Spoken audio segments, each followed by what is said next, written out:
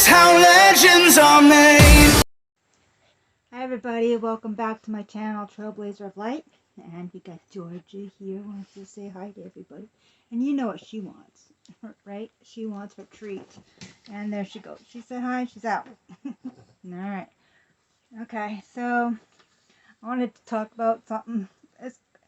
It's relevant. Okay, it's healing takes time. And isn't that so interesting, when you just don't know. You think you're healed, and then you get triggered by something. And I want to share something. I had a dream last night about an ex from 30 years ago.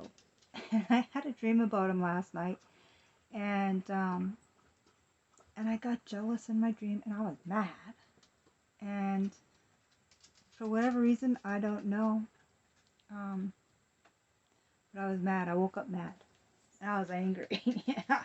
And I was like, why am I mad? And why am I angry? Like, this guy doesn't owe me anything anymore. I don't owe him anything. It's been 30 years.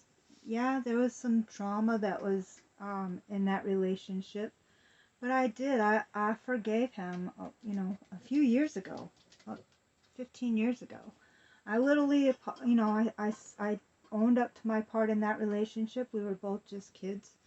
And we didn't know any better, and I forgave myself in that relationship. I forgave him. I had called him. I even went out there a few years ago and stayed at his mom's, and she let me stay there for, I don't know, a couple weeks before I got my housing out there, before the fire started with COVID. But things are funny how healing takes time. Like, it's just not, you know is not linear, and there's layers to this healing process that I thought once I forgave him, and I forgave myself for it, like that healing would just suddenly just be there. And come to find out, it doesn't work that way. And so I had to ponder and think about the dream, and why I was triggered, and I've come to find out that, I think I still care about him. And I wouldn't go back to him, because there's just been a lot of water underneath the bridge, but I still care about him enough to be triggered and jealous by a dream. And so, that goes without saying that that's not the only trigger I get. 30 years ago, I get triggered by my other ex, my narcissist. Certain things that my son-in-law does is similar to what he did, and I get triggered by that.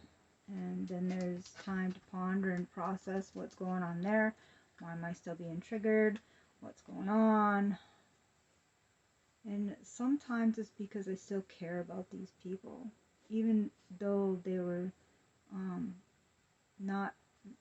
even though they were toxic and unhealthy for me. That doesn't mean that I didn't put everything I had into those relationships. And so,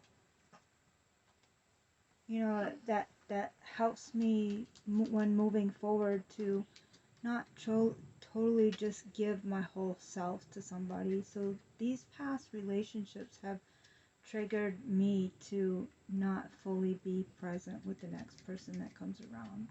There's trust issues. There's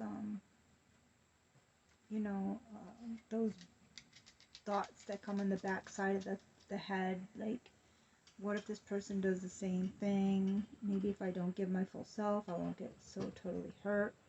And I don't want that for my next relationship. I've been single and celibate for 3 years now, waiting for my soulmate to come around, and I want to be healthy. I don't want to be triggered. And so I'm still confused by it, and I still wonder what's going on with that. And it's just really, really just, it's frustrating. It really is frustrating. and I can't explain it, and I have no answers for that. So if you guys have any suggestions on to any of this, and please comment in the comment section and give this a thumbs up. This would be really helpful for my algorithm for this channel to get out there. And maybe if one person gets to see this and it changes everything for them, that's all I hope for. That's all I'm looking for. I'm not looking for anything big coming from this channel. I'm just sharing my experience, strength, and hope with others, and hopefully I can offer that hope for somebody else. And I have to remember too,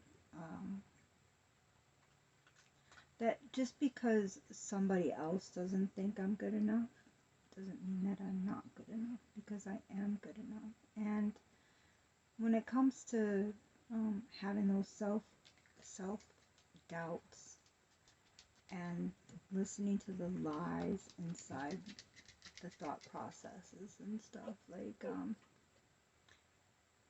we have to trust that, you know, if we're healing, that eventually there's going to be one day when we wake up and everything is just going to be perfect. It's just going to be perfect. And that's what I'm hoping for, is that one morning when I wake up and it's perfect. So if getting triggered, just know that it's okay. And it is okay to be triggered. I'm okay with being triggered. I did wake up mad and frustrated and jealous this morning, but those aren't real, because it was just a dream. So those, while they felt real, they still weren't real. They triggered to a past, but still they need to heal. And that's exactly what I'm going to do. I'm trying to find out how to do that, and when I figure it out, I'll let you guys know. And if somebody out there knows, please share. And with that, I'm going to let you all go. And remember, you are worthy. You are loved. You are cared about. And the past is the past, and it has no power and control over us unless we let it. Alright, on that note, you guys have a great day and a good rest of the week, and know that I care and I love you, and go forth and sprout, and peace, love, and light.